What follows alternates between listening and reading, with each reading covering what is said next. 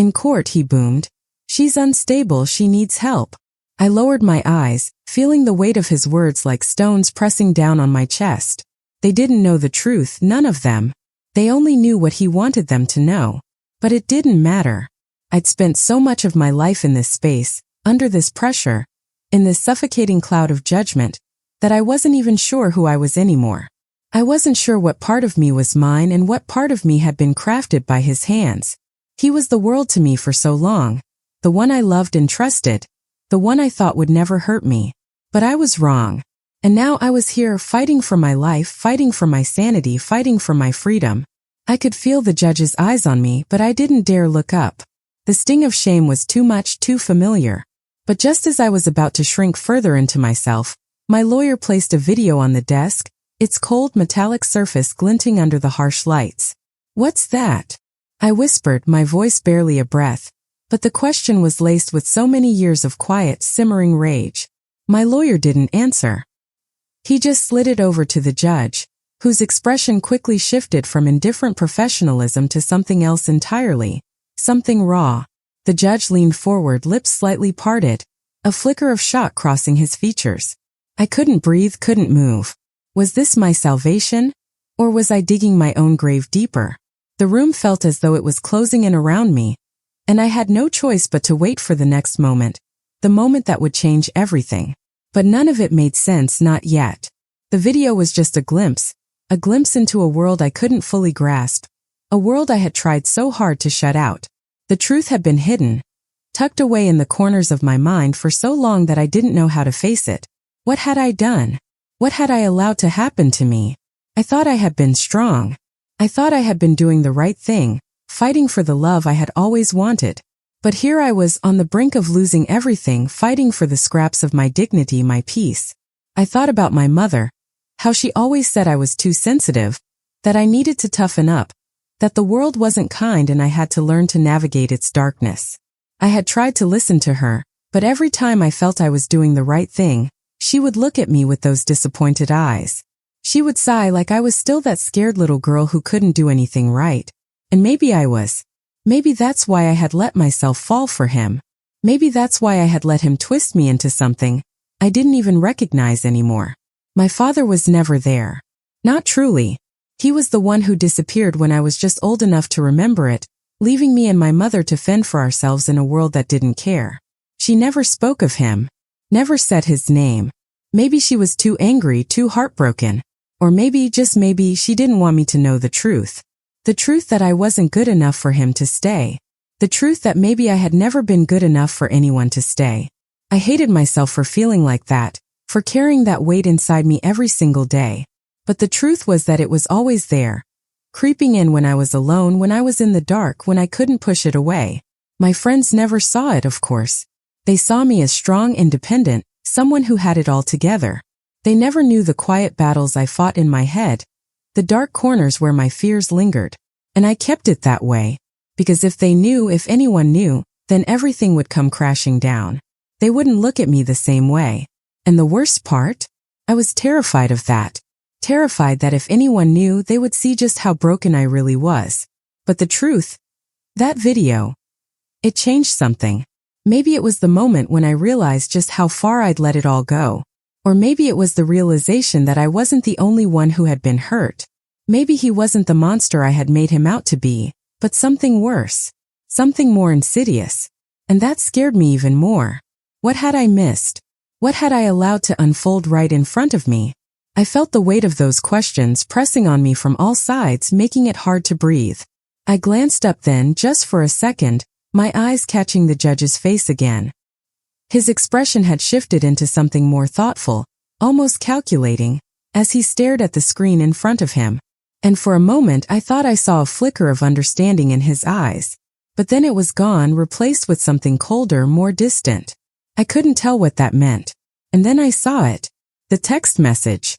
It flashed across my phone screen, a single line that stopped my heart. "You're not going to win this." I froze, my hands trembling slightly as I looked at the words. The sender's name wasn't one I recognized. But I didn't need to know who it was. I knew what it meant. The game was just beginning, and it was going to be much worse than I thought. Everything I had worked for, everything I had fought for was slipping through my fingers. And for the first time in a long time, I realized that maybe I had been wrong all along. Maybe I had been fighting the wrong battle. Maybe I had been blind to the truth.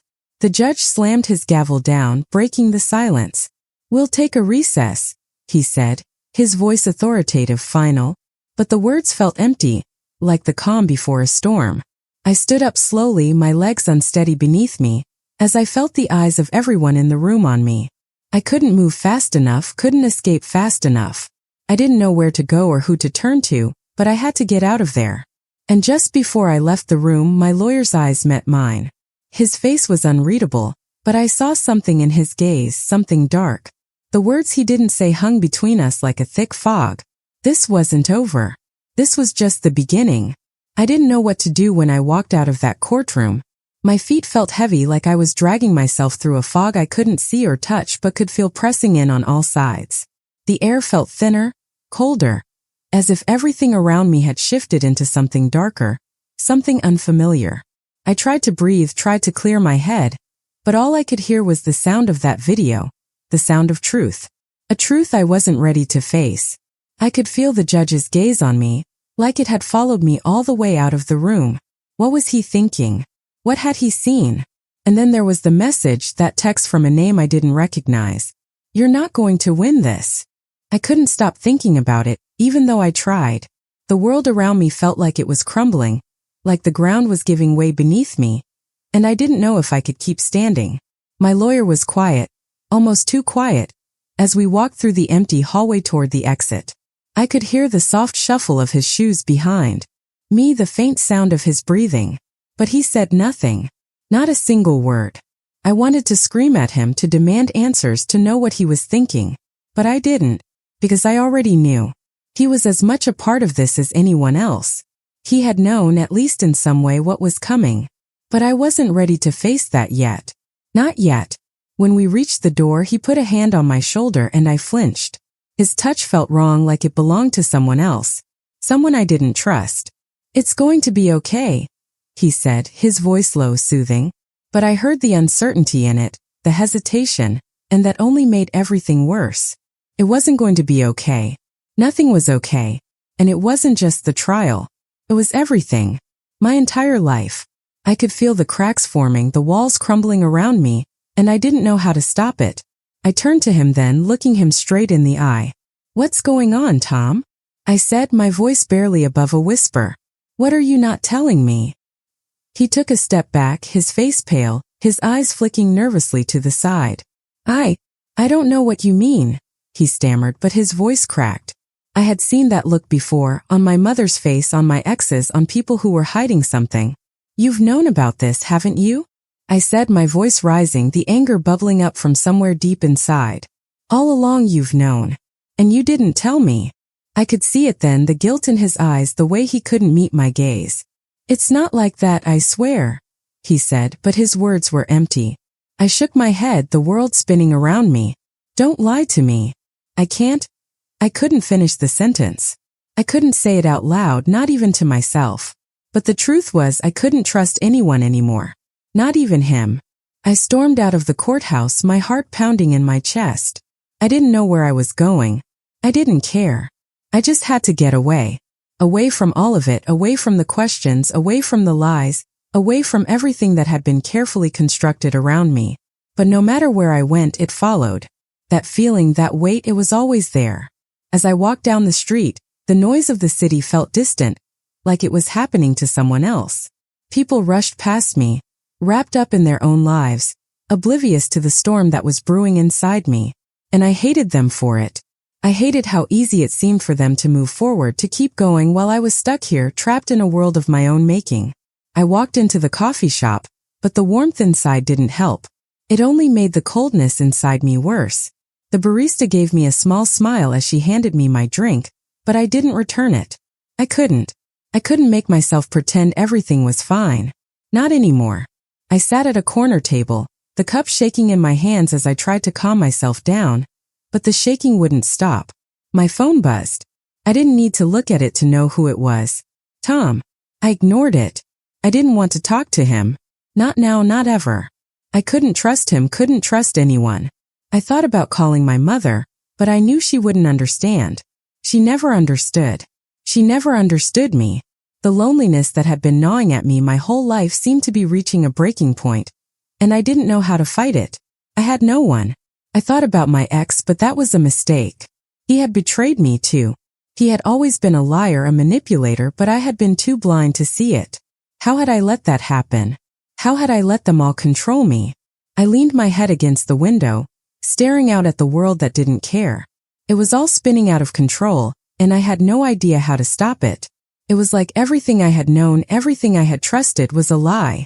My mother, Tom, even the people who claimed to be my friends, they were all part of this twisted web. The truth was, I had always been the one holding it together. I had always been the one keeping the peace, keeping the secrets. But now I was breaking, and there was no one to pick up the pieces. That's when I saw her. A woman standing across the street watching me. I couldn't see her face, but there was something about her that made my skin crawl. She was standing perfectly still, like she was waiting for something. For me. I tried to look away, but I couldn't. I had this feeling that she was important, that she was connected to everything that was happening to me. And then she moved. She turned and disappeared into the crowd, but I couldn't shake the feeling that she was someone I was supposed to know, someone I needed to find. I stood up quickly, leaving my coffee behind. I had to know who she was. I had to find out what this was all about. But as I reached the door, something stopped me. Something made me hesitate. I didn't know what I was doing anymore. I didn't know who I was anymore. But that woman, whoever she was, had to be part of this. And that's when the truth started to sink in. Maybe I wasn't the victim after all. Maybe I had been blind. Maybe I had been complicit. Maybe everything I thought I knew was a lie. And maybe, just maybe, I was never going to escape this. And that's when I stopped being afraid. The thought hit me with a quiet, startling clarity that reverberated through my entire being, settling into the deep corners of my mind. I had spent so much of my life terrified. Terrified of the truth, terrified of the people who held my future in their hands, terrified of the consequences of knowing too much or too little. But now I was done with fear. It no longer had any power over me.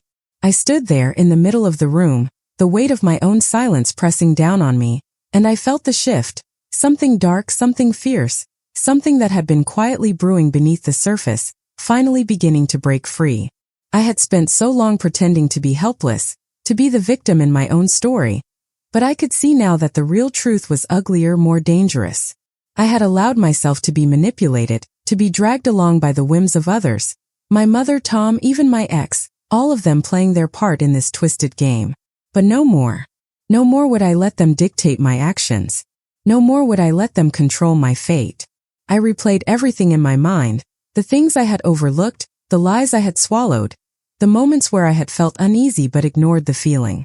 The woman I had seen in the coffee shop, she was more than just some stranger, more than just an observer. I could feel it in my bones. She knew something, something I needed to understand, something that tied all of this together. She had been watching me, watching all of us, and I had to find her. But as I thought about that, something even darker surfaced, my mother.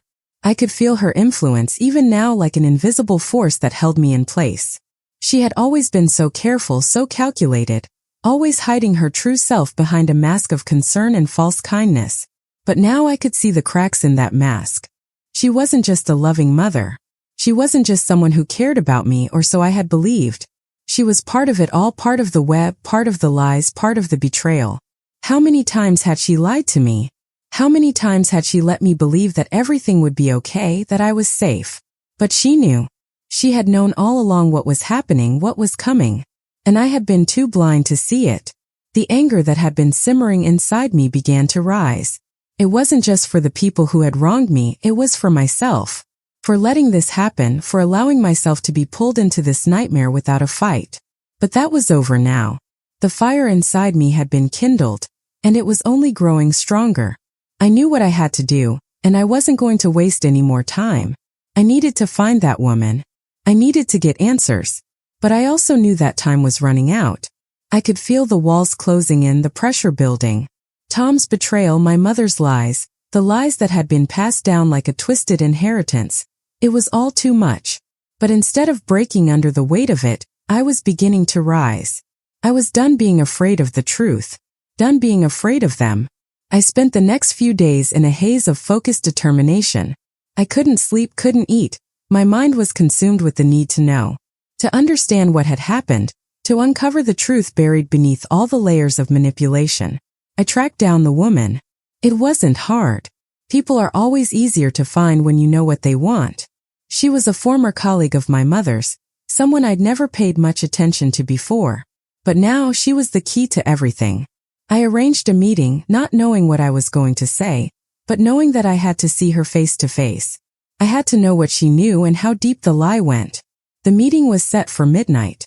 A secluded, dimly lit cafe on the edge of town. I arrived early, my heart pounding in my chest as I sat at a table near the window, watching the street outside. It felt like a movie, like I was a character in a story that was slowly unfolding in front of me, each moment leading me closer to something I couldn't yet understand. I waited. When she finally walked in, I knew it was her. There was a coldness in her eyes, a certainty that made my stomach turn. She didn't sit across from me. She didn't even speak at first. She just stood there, her gaze locking with mine, as if waiting for me to make the first move. I was nervous, but I didn't show it. Not anymore. I know who you are, I said, my voice steady, cutting through the silence. I know what you've done, and I need you to tell me everything. She didn't flinch. She didn't even blink. Her lips curled into a faint, knowing smile, and I realized, with a sickening jolt, that she had been waiting for this moment too. It's not what you think, she said, her voice low, almost amused. But you're not wrong. You've been played just like everyone else. I swallowed hard, my hands clenched into fists under the table. What do you mean? I asked, barely able to keep the tremor out of my voice. She leaned in, her eyes never leaving mine. Your mother, Tom, your ex, they're all part of this. They've been hiding the truth from you, controlling you. But you've always been in the dark. And now you're just starting to see it. The question is, how far are you willing to go to find out what's really going on? The words hit me like a punch to the gut. I had thought I was the victim, but now I could see it. The truth was even uglier than I had imagined. My whole life had been a lie. Every single person I had trusted had been playing a part, and I had been too blind to see it. But now I was done being blind. I wasn't going to back down. I wasn't going to run. I stood up abruptly, my heart pounding in my chest as a new cold determination took root in me. Tell me everything, I said, my voice a whisper of steel. Or I'll make sure you regret it. And that's when I stopped being afraid. And if you stayed this long, you already know this wasn't just a story. This was a warning. Subscribe. And remember me. It was too late for me to turn back. The path had already been chosen, the pieces already set into motion, and the truth, however ugly, was now within my grasp. I couldn't unsee it. I couldn't unlearn what I now knew. But what good was knowledge without power? The woman had given me the final push, the confirmation I needed, and now, standing in front of her in the darkened cafe, with her cold eyes drilling into mine, I knew there was no going back. I had already made my choice. And it wasn't about justice. It wasn't about redemption. It was about survival. The next few days were a blur of meticulously planned chaos. I moved with precision, every step calculated, every interaction a piece of the puzzle I had been forced to solve.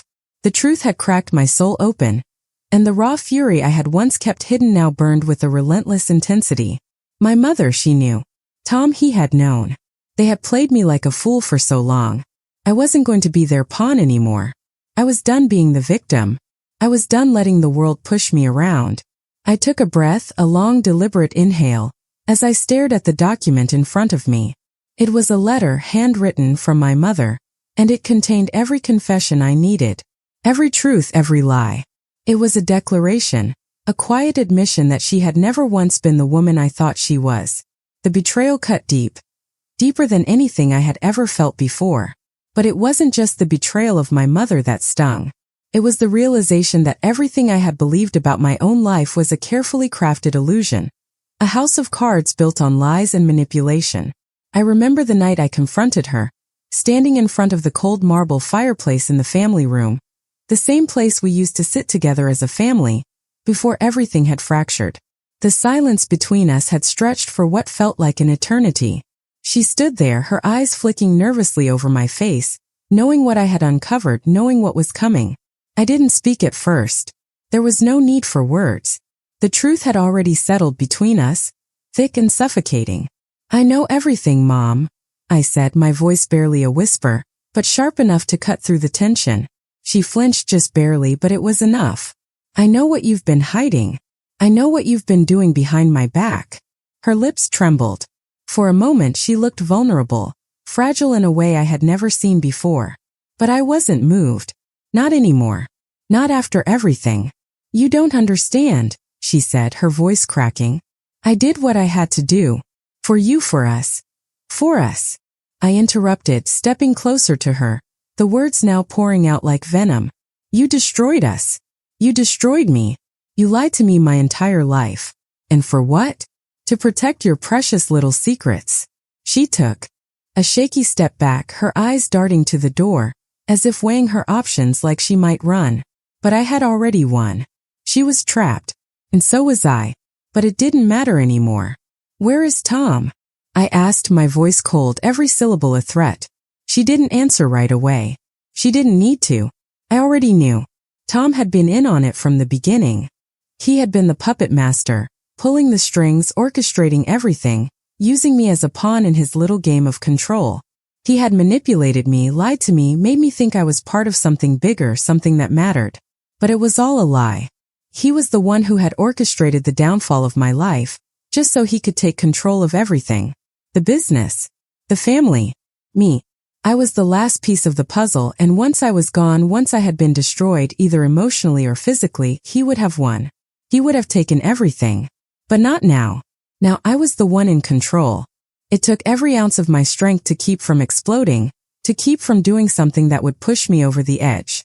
But I had learned in those dark moments of clarity that rage was a tool, not a weapon. And so I bided my time. I waited for the right moment. The confrontation came, not in some grand dramatic showdown, but in a quiet, cold encounter in the garage. It was there that I found Tom, his face unshaven, his eyes wide and wild like a man who knew the end was coming. "What do you want?" he spat, his voice full of venom, but there was a tremor beneath it. He knew. He knew I had figured it out. "I want the truth," I said, my voice calm but cutting through the air like a blade. "I want to know how deep this goes.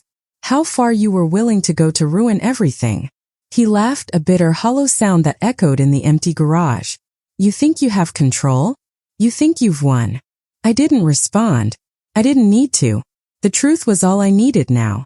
"I'm done, Tom," I said, the words coming out so quietly, so calmly, that it felt like I was watching someone else speak. "I'm done being part of your game. You're finished." The look on his face was something I would never forget.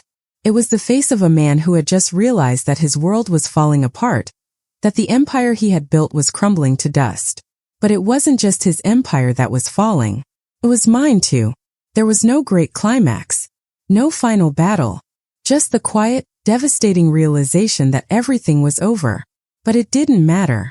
The silence in the aftermath was deafening. The weight of everything that had happened, all the pain, all the betrayal settled into my bones, and I knew deep down that it was finally over. The world had turned, and I had become something I could barely recognize.